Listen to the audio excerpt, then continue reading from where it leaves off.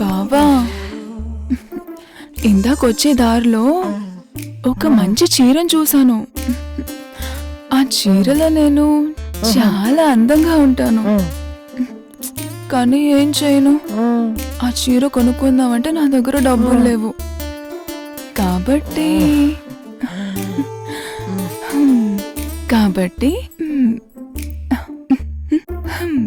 ఈ డబ్బులతోటి నేను చీర కొనుక్కుంటాను. మా బావ బంగారం.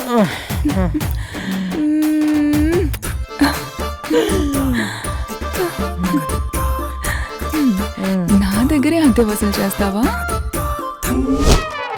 అమ్మయ్య డబ్బులు తెచ్చేస్తున్నాడు.